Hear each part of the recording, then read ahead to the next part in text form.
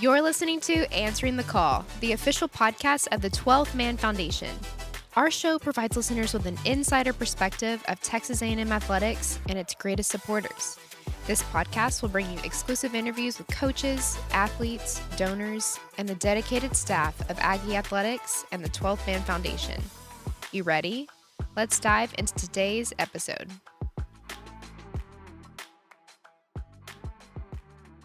Hey, welcome back to another episode of Answering the Call. This is your host, Ivy Robinson, and I am sitting in studio with Aggie women's basketball guard, Sahara Jones. Thank you so much for coming on the podcast, Sahara. No problem. Do you have a fun fact about yourself that you think our listeners may not know? I used to be a cheerleader. I never wanted to play basketball a day in my life at all. I didn't want to pick up a basketball. No way. Yep. No way. Okay, tell us about that. So when did you start cheering? So I started cheering around this is back when we were living in Dallas. So I think I was around 7 or so. But I mean, I originally picked up basketball at 5 years old, but then I was like, no, this is not for me. And so I wanted to do cheerleading. I did cheerleading for a long time. I competed at games and stuff and all that good stuff. And then after that, I seen my brothers and my family members start playing basketball. And I was like, oh, okay, maybe I can do this. And then I picked up a basketball again, and then I never put it back down. Wow, that's very cool. Mm-hmm. Okay, so you picked up a basketball at the age of 5. You weren't sure, but your family influenced you. Yes. To pick it back up again and start.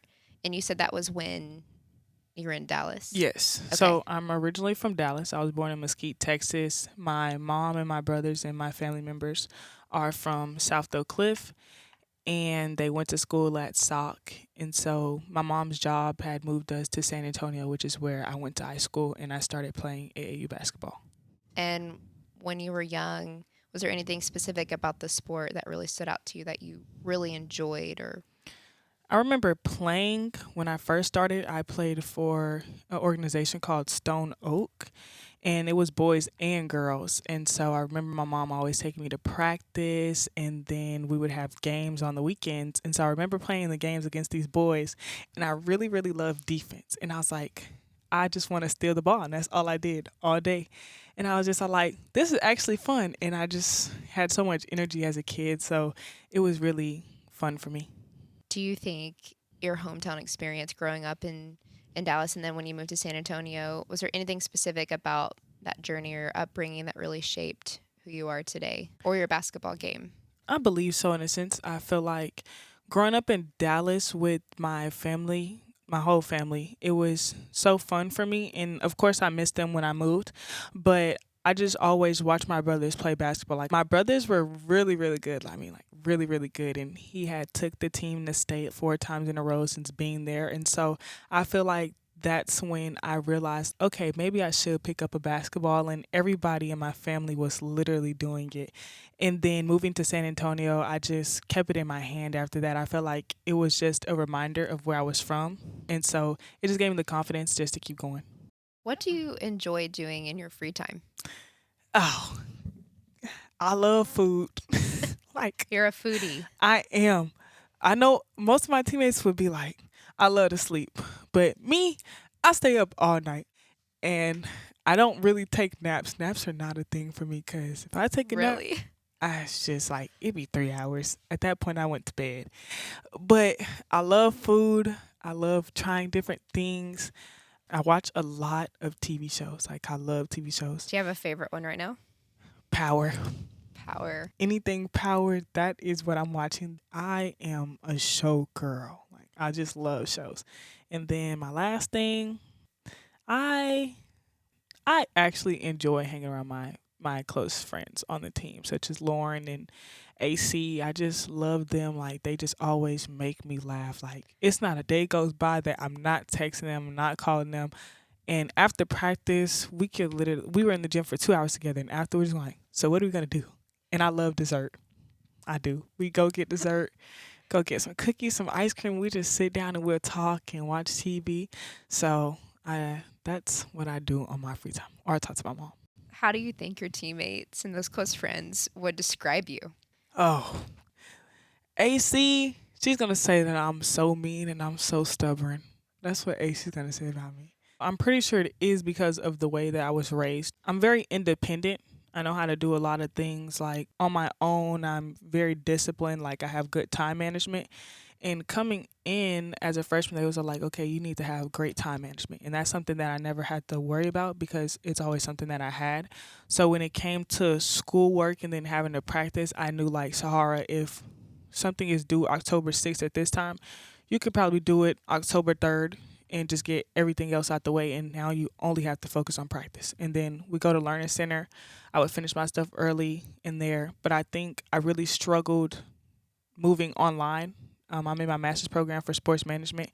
And that was the first time I had to be online. And I didn't have nothing to do.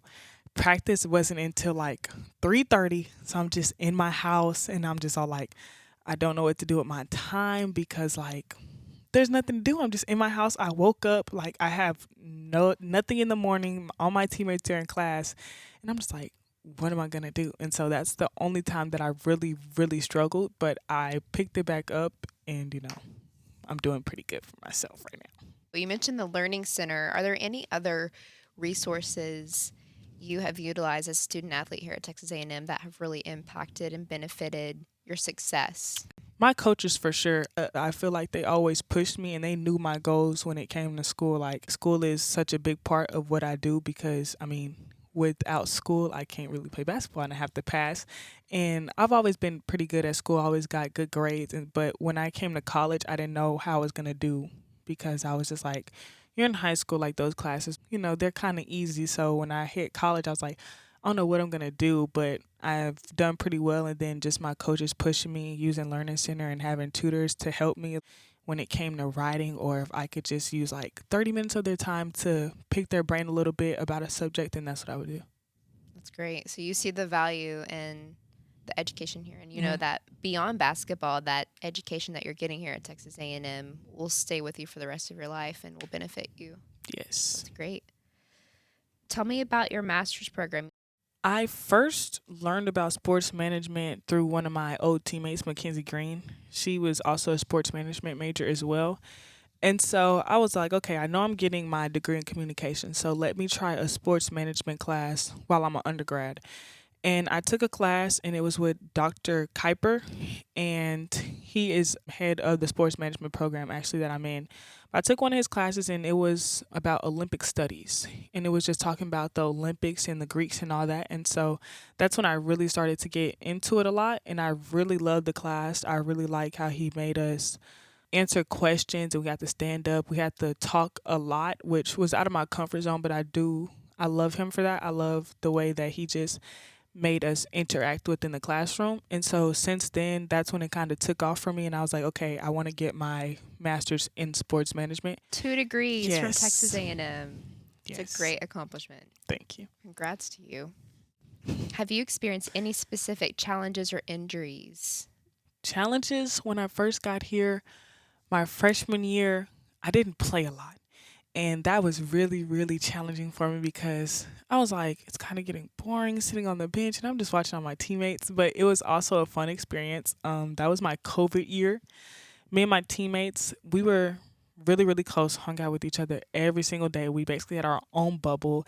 And that year we won the SEC championship in the regular season. And then we went on to the Sweet 16.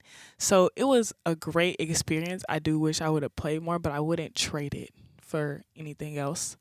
And Joni came my junior year, and I set out for a little bit, a couple of weeks, because I had a stress reaction in my back, and it could have turned into a stress fracture if I didn't sit out. And so I sat out, and it was really, really hard for me. Like, I was going through a lot at the time because I was just like, it's my first time to actually play college basketball under Joni Taylor. And I was just like, it's going to be a great year for me. It's going to be a great year for the team. So when I kind of got the news, I was devastated. I cried like a lot, even when we were in practice and I'm sitting there watching my teammates. But they had my back and they went out there. They played every game like it was their last. And Joni and the coaching staff just being there for me and taking me in and trusting me through the process, it was the best thing that I could ask for. Tell us what you felt like when Joni became head coach. What was that transition experience like? So at the time when Gary announced that he was leaving, I was thinking about transferring. And I was like, okay, looking at all the schools, and I was like, where would you want to go? And I was like, I want to go to Georgia. And I want to play for Joni Taylor, and I do not know why, but every time I watched them, they just played so hard, so relentless, and she was always just into the game. And then I was just sitting one day, and there's a like, they're gonna announce the new head coach, blah blah. And we already had suspicion of who it was, but we didn't know like if that was for sure. And then they announced it was Joni, and I was just like, what the heck? This is just perfect. So she came in and she just like brought life into everybody, especially into me, because I feel like I had a fresh new start, basically me and my teammates, and we were ready to play for her, and we was ready, just to give it our all, and I believe that's what we did. Going back to your injury during your junior year, did you really rely heavily on the trainers and sports medicine, those resources to get through that? And how did you stay positive as you were overcoming that injury? A big shout out to Stacy Kissel, which is our trainer, and Sherry Walters. They helped me get back on track with my back injury. I did a lot of stretches every day. Oh, and our strength and conditioning coach, Coach Yo, her name is Yolanda, but we call her Coach Yo. But they really just got me back on track. So just getting my core stronger. I was with Coach Yo every day. I was with Sherry every day. I always had appointments with Stacy just to make sure, like getting treatment, getting needles, stem, heat packs, and then going to Sherry, doing some exercises that was really going to help stabilize my back and just get it to where it needs to be. And they just helped me along the way. And my coaches, of course, just giving me like so much life. Like they always was like, Sahara, like it's going to be okay. And my teammates who were literally there for me every single day, they knew it was hard for me to watch them and not be out there and play. But they just spoke so much into me. And so that's how I was able to stay positive during the whole time. And then coming back, it was a smooth transition for me because it kind of felt like I didn't lose much. I felt like I came back better in a way. That's awesome. And I'm sure you were even more motivated to Yes. get back on the floor and not take a moment for granted, right? So Sahara, this brings up a good point, but 12 Men Foundation donors and season ticket holders, their contributions help support resources like nutrition, academic support, mental health, facilities, athletic training, marketing opportunities, and sports medicine for Aggie student athletes. How would you describe the level of resources and facilities that we have here at Texas A&M? It's just amazing. Some of my friends from other schools, they don't have what we have. And so I don't take it for granted. Like the new nutrition center is amazing. Like the food is great. They bring in like fresh foods every day. The learning center is just like beautiful. Like I love going over there, and like what they've done with everything is just been great. I feel a lot of people don't understand when you're a student athlete and at Texas A&M, they treat you with the utmost respect, and they're going to help you, and they really value you. And it's not just about sports, it's also about academics. So to the donors, season ticket holders, we really do appreciate you guys, and we can't say thank you enough. I know we don't get to see them as much because we're always just busy, but when we do see you guys, I know I go out my way to say thank you. I know my teammates do as well. So you guys are a big part of what we do, and I just feel like being here, it just makes it all worth it. They truly invest, the donors and season ticket holders, and their support is truly elite. And it's fun to see that on game day. It's amazing to see that level of support. And you mentioned the Nutrition Center and Learning Center, and I'll just give a shout out to Linda and Dennis Clark for their amazing contribution towards the Nutrition Center, and Adam C. Sen for his donation for the Academic and Wellness Center. We are so grateful for Tolman Foundation donors and the support that they provide for our student athletes. Sahara, can you describe the environment and culture, going back to Joni Taylor, that she instilled in the women's basketball program? How would you describe it? I would describe it a sisterhood, really. We don't take the word sisterhood lightly. We are literally with each other 24/7. Like, we have to see each other every day. And that's what she's just said since the beginning. This is a sisterhood. This is truly a family. And that's what it is. We don't take that for granted. And so she has a lot of passion and she wants us to have a lot of passion. I feel like when she has a lot of passion, it just runs through the team, really through the whole staff, because they just want you to be great at everything you do and they don't want you to lack in anything, and that's on the court and that's off the court. So her just being here has just created another level of toughness, and it has really just ran through the whole program, and you can see it. I feel like we are different every year. We have a different motto, and every year we try to complete that motto on the court and off the court, and I hope that everybody else sees it. And so it's just been really a blessing. How do you think Joni has helped you grow in ways outside of basketball? When she first got here, I really had a big wall up with trusting people. I'm really grateful that she gave me the opportunity to stay at Texas A&M. I'm really grateful that she's here and I'm playing under her and our coaching staff.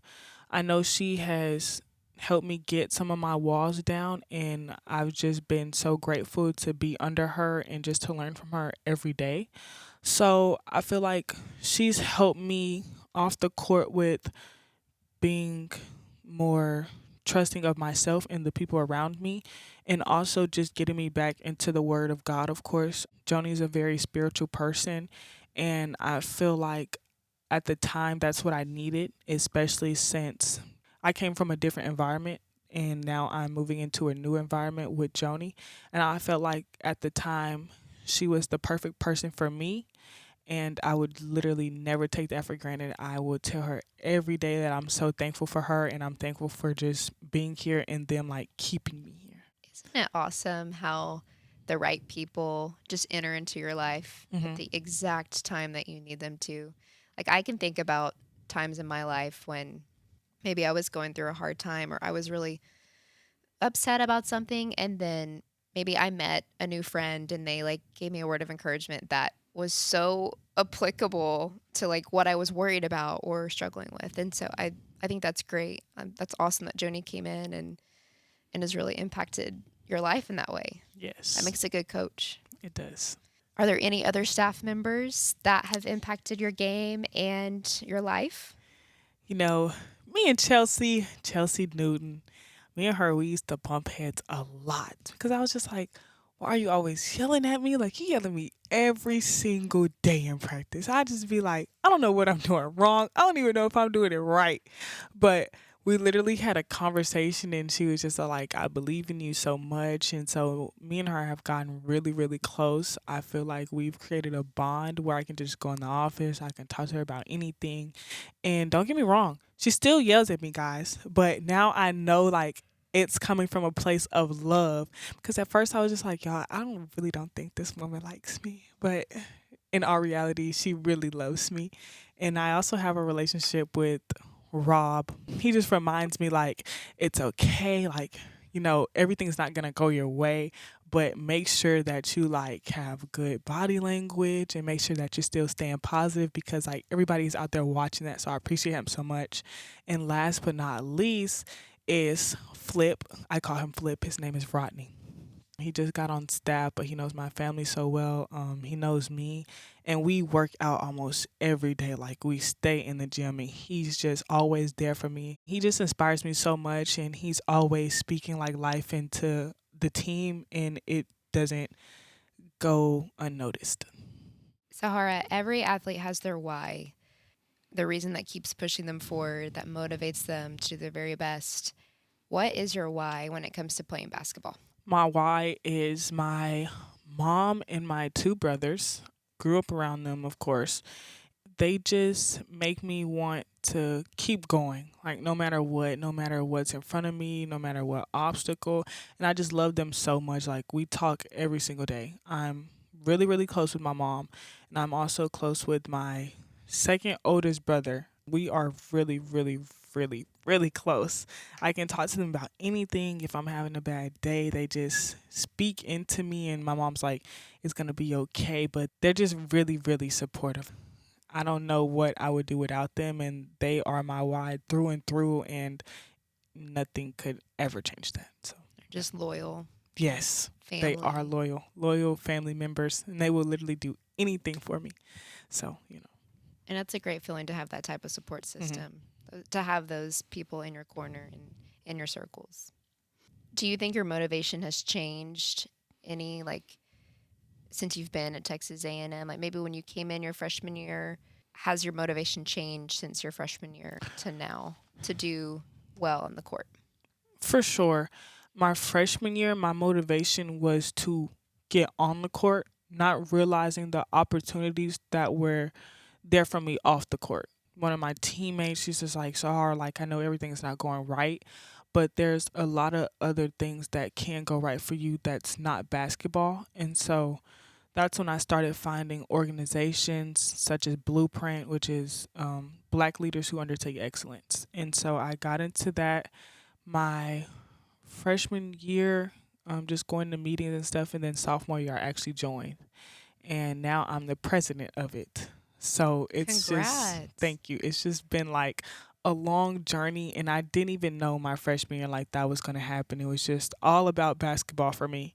And then after that, that's kind of when everything started to come together for me in a sense. And then after Joni getting here, I've just been able to open up more personality wise and on the court. She's just taught me like it's okay to mess up, as long as I have the right intentions. And afterwards, I just give positive energy and not just like look so negative. And they also make me smile a lot. When I tell you guys, probably smile every day now. And sometimes they'll be like, no, she still doesn't. But in my opinion, I feel like I really do. And so since then, it's just been great. I have a new side of me in a sense. I have a lot of motivation. My confidence has went sky high, and now like with me trusting people, I feel like I'm more open, and they've just taught me a lot. I love what you said, how that teammate encouraged you to don't be laser focused on the opportunities that are only on the court. Hmm. Don't be blind to the opportunities that are available to you off the court as well. And Yes. I know Joni, it's a requirement for y'all's program and for the student athletes on the team to be involved in the community. Isn't Hmm. there like a community service requirement? Yes, it is. We just did one not too long ago. Joni always wants us to get out in the community. I love Joni for pushing community service to the team because I don't think a lot of people realize like once you get out in the community and you see and understand like what people truly go through, it just puts another perspective for you to look at. Absolutely. It keeps you grounded, Hmm. right? And it reminds you that so many people, there are a lot of people out there in communities that are struggling, and it's important to help and to reach out and to do what we can if we're able to serve and help those individuals. What advice, Sahara, would you give to a younger female athlete who is aspiring to play basketball in college?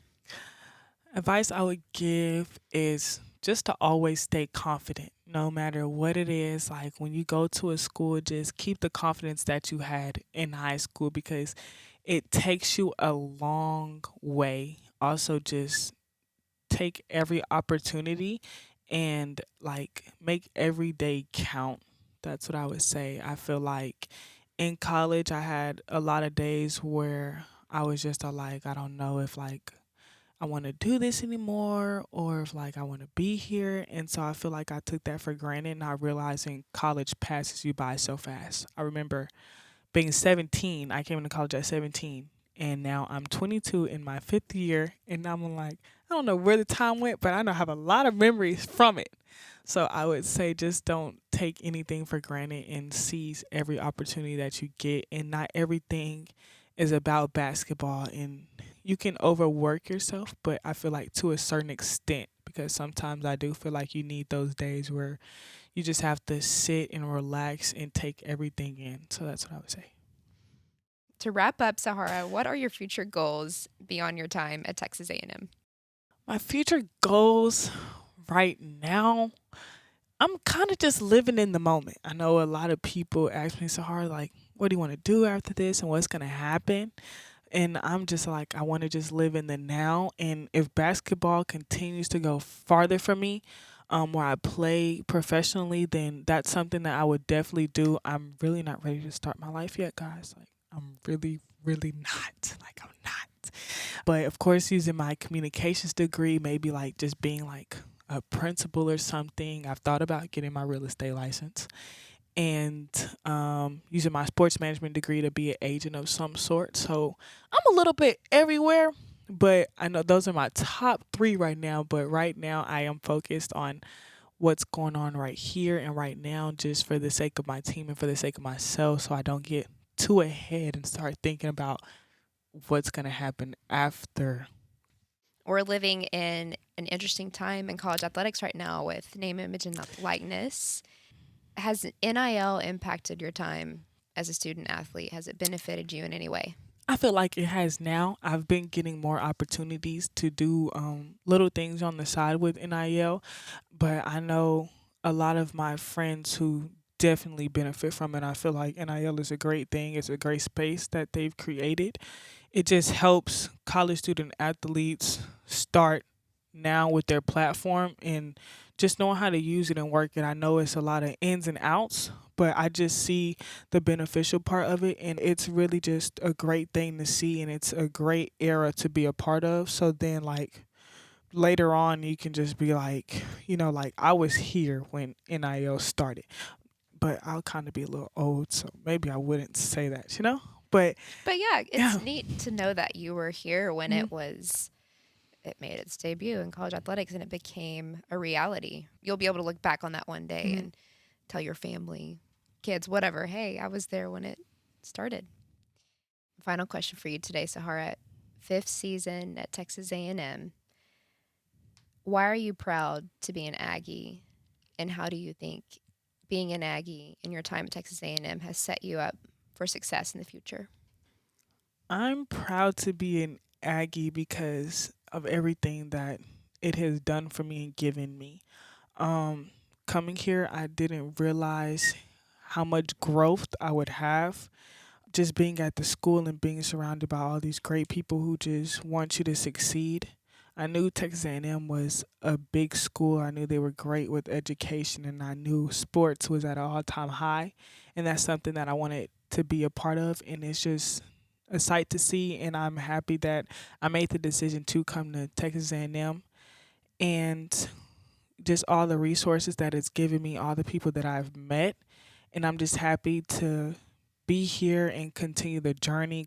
I just love this school so much, and I love that it's a college town. I love how everybody roots for everybody, especially when it's in athletics, and I love how athletics is just really tight and everybody knows everybody and everybody supports. I feel like that's a big, big thing for me, and that's what I saw coming into Texas A&M. So I'm just grateful for the opportunity, and I'm just happy to be here. And it sucks that this is my last season, but I'm just happy to say that at the end of all of this that I am an Aggie.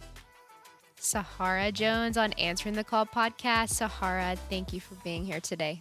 No problem. Thank you for joining us on another episode of Answering the Call, the official podcast of the 12 Man Foundation. A special shout out to our incredible podcast producer, Megan Hoffman, and to 12 Man Productions for their generous use of this studio. We also extend our heartfelt gratitude to every donor and season ticket holder for always answering the call through loyal support of Texas A&M athletics and our student athletes. We will be back soon with more content. Thanks, and gig 'em.